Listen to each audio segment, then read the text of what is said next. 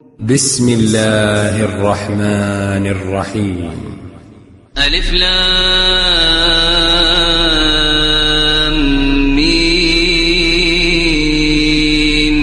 تلك آيات الكتاب الحكيم هدى ورحمة للمحسنين الذين يقيمون الصلاة ويؤتون الزكاة وهم بالآخرة هم يوقنون أولئك على هدى من ربهم وأولئك هم المفلحون. ومن الناس من يشتري لهو الحديث ليضل عن سبيل الله بغير علم ويتخذها هزوا أولئك لهم عذاب مهين. وإذا تتلى عليه آياتنا ولى مستكبرا كأن لم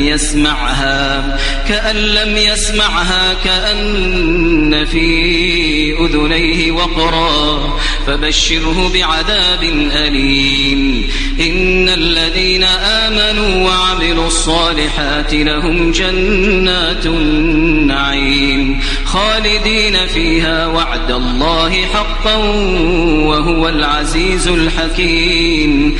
خلق السماوات بغير عمد ترونها وألقى في الأرض رواسي أن تميد بكم وبث فيها من كل دابة وأنزلنا من السماء ماء فأنبتنا فيها من كل زوج كريم. هذا خلق الله فأروني ماذا خلق الذين من دونه بل الظالمون في ضلال مبين. ولقد آتينا لقمان الحكمة أن اشكر لله ومن يشكر فإنما يشكر لنفسه ومن كفر فإن الله غني حميد. وإذ قال لقمان لابنه وهو يعظه يا بني لا تشرك بالله إن الشرك لظلم عظيم. ووصينا الإنسان بوالديه حملته أمه وهنا على وهن وفصاله في عامين أن اشكر لي ولوالديك إلي المصير.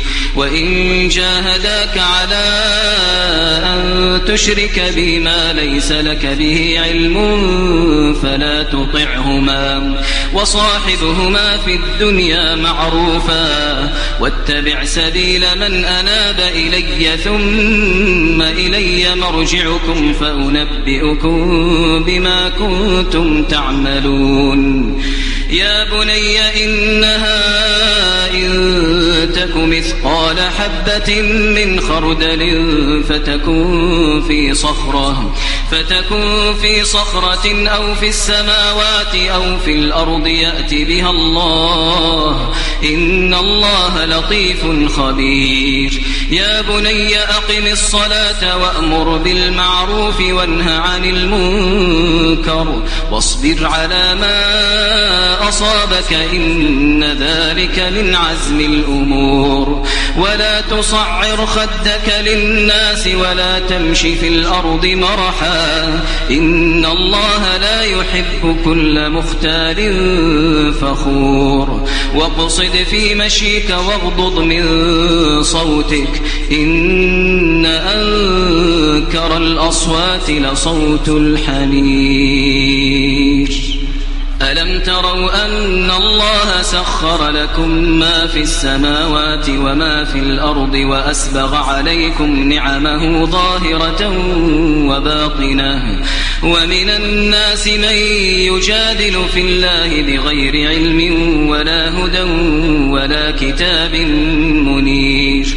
وإذا قيل لهم اتبعوا ما أنزل الله قالوا بل نتبع ما وجدنا عليه آباءنا أولو كان الشيطان يدعوهم إلى عذاب السعير ومن يسلم وجهه إلى الله وهو محسن فقد استمسك بالعروة الوثقى وإلى الله عاقبة الأمور ومن كفر فلا يحزنك كفره إلينا مرجعهم فننبئهم بما عملوا إن الله عليم بذات الصدور نمتعهم قليلا ثم نضطرهم إلى عذاب غليظ ولئن سألتهم من خلق السماوات والأرض ليقولن الله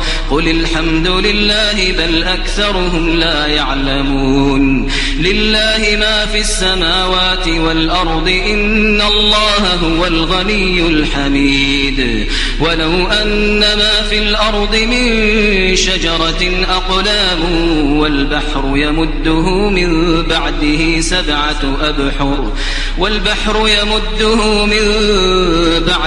سبعة أبحر ما نفدت كلمات الله إن الله عزيز حكيم ما خلقكم ولا بعثكم إلا كنفس واحدة إن الله سميع بصير ألم تر أن الله يولج الليل في النهار ويولج النهار في الليل وسخر الشمس والقمر كل يجري إلى أجل مسمى وأن الله بما تعملون خبير ذلك بأن الله هو الحق وأن ما يدعون من دونه الباطل وأن الله هو العلي الكبير ألم تر أن الفلك تجري في البحر بنعمة الله ليريكم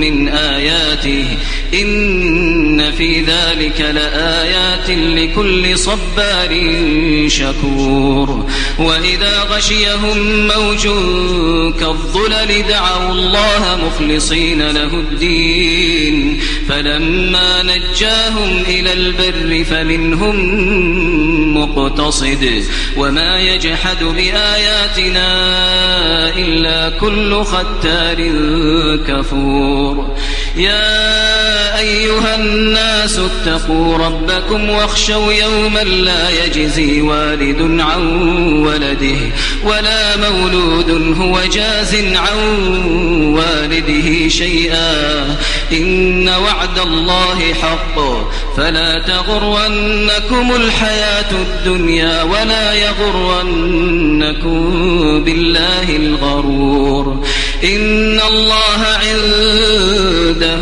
علم الساعة وينزل الغيث ويعلم ما في الأرحام وما تدري نفس ماذا تكسب غدا وما تدري نفس بأي أرض تموت إن الله عليم خبير